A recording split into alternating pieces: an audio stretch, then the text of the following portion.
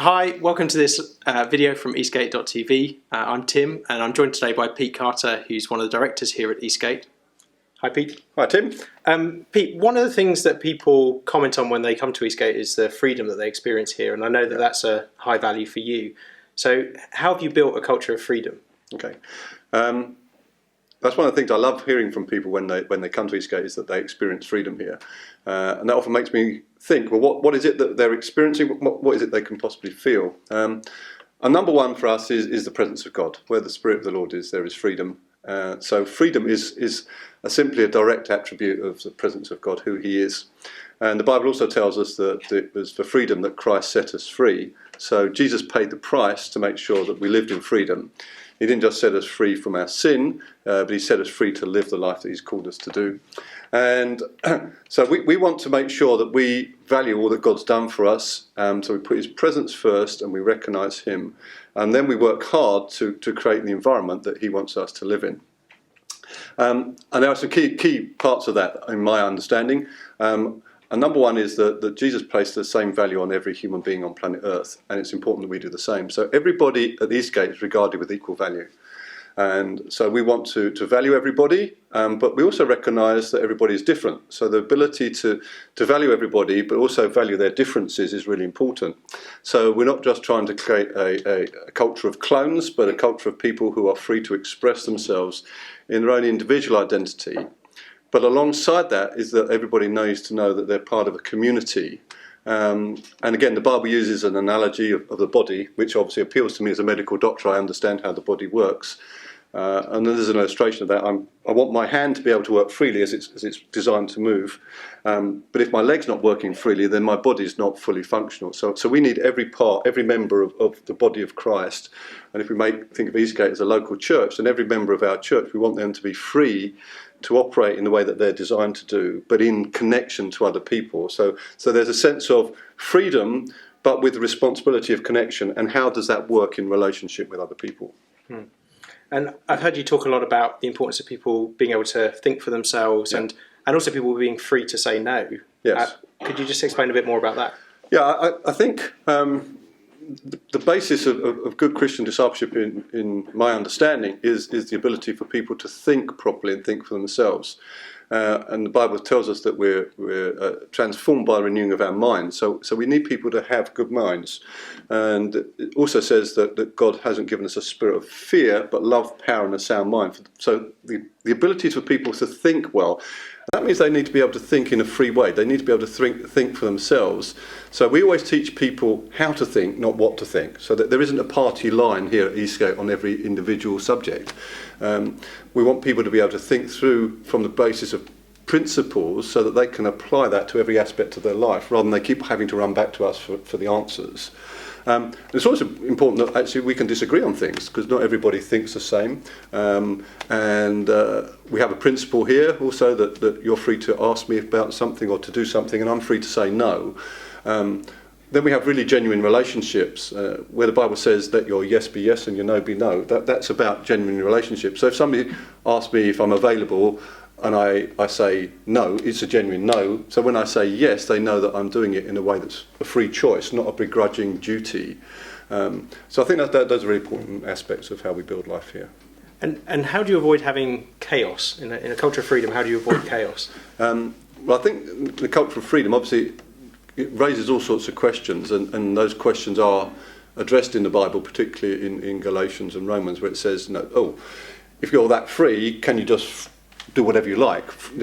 Can I just keep on doing whatever I like?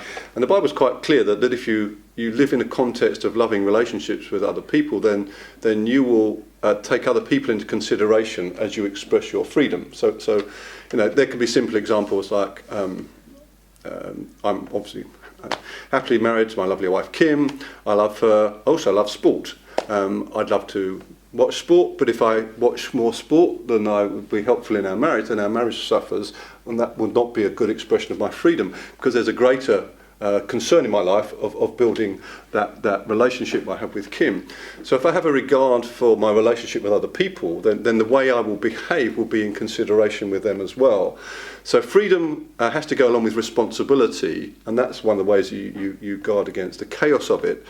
If you try and control freedom by rules and regulations, then you actually end up without freedom. So it's a much more difficult way to lead people, but it's the way that I think Jesus asked us to do. He said that we need to love one another, and that's prefer one another in love. And then the fruit of the Spirit is self-control. So I control myself in an environment so that my behaviour is beneficial to other people, so that my life enriches others rather than makes it more difficult. And another thing, it says, don't use your freedom as a stumbling block to others. So I need to be aware of other people so that my behaviour doesn't cause them more difficulty. That's really good. And how does leadership and authority work in this culture? Well, I think that's a really good question, because a lot of people sometimes think, if it's free, well, where does leadership fit in? How do you lead people? And obviously the best example we have of leadership is Jesus. And Jesus was very keen on leading people into freedom and then allowing them to be free. So he always invited them into relationship with him. And he never coerced, he never made it an obligation. So his example of leadership is the one that we choose to follow here. And in order to understand that, then I think you do need to understand a godly model of authority. And again, clearly in the Bible, Jesus delineates between human authority and heavenly authority. And he gives various examples about that, like when the Pharisees challenged him about where he got his authority from. He said, okay, well, I'll ask you a question. Where did John's baptism come from? Did it come from men or from heaven? So that clearly shows that there are different places that authority can come from. And I believe that the model of heaven's authority has two specific aspects to it. Obviously, we are given authority to get rid of sickness and disease and evil, and that's a sense of we aim our authority at removing something. It's like a surgeon's authority to remove a cancer from somebody. But broadly speaking, that's that. But when it comes around to people, I do not believe that God gives us authority over people. I believe He only gives us authority for people to release resources of our life into their life for their benefit. And a lot of that comes from my understanding of how I work as a doctor as well. That when my patients come to see me, the authority I have as a doctor, which means I can access resources of the National Health Service, I do for their benefit, not for my pride, not to make me seem like a better doctor. But also, when my patients leave my consulting room, the responsibility for their life is theirs, not mine. So I'm not trying to take control of their life, but I will actually use the authority that I've been given, that I qualified for, and that's been given to me by the government, to be able to access whatever my patients need so that they can live life as fully as possible. And that's the way I try to operate in the context of Eastgate. And that's what we teach our people here, that whatever God has given you, wherever He's given you authority, it's for the benefit of other people. And I believe that godly use of authority will always increase freedom in an environment, not reduce it.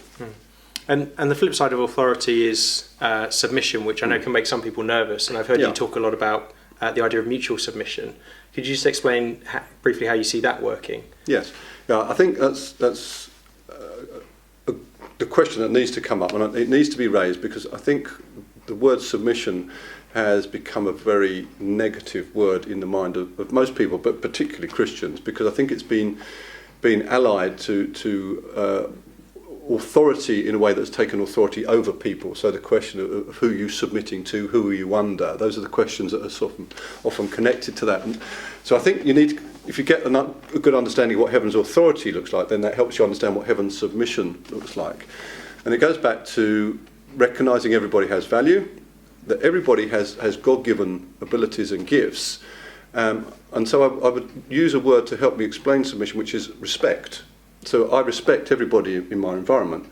And then I recognise the God-given gifts that they've got, and I want to benefit from those gifts. So I have specific gifts, I have specific callings, but I don't have everything. I'm part of a body. So there are many people in our environment who have much greater gifts than me in specific areas. I can think about, in terms of administration, we have fantastic administrators here at Eastgate, and I very happily submit to their leadership in the area of administration because that enriches my life. I'm not the administrator here. So in that aspect of administration, they lead that environment, and I happily submit to that because that benefits. In other areas, like it might be in the pastoral dynamics of Eastgate, Donna King leads that area very well. So we happily submit to the gifting that she's got. But in other areas of church life, people submit to my leadership because it's submitting to the gifts that God's given me. So for me, it's recognising what God's given and happily placing myself in the way to get the blessing out of that. But we regard people with equal value, so we believe in mutual submission. So we don't have a one boss around here. We just don't have that concept. But we do have an idea of plurality of leadership with mutual respect and mutual submission, recognising the God-given authority in every life. That's great. Thanks so much, Pete, and thanks for sharing that with us today. Pleasure.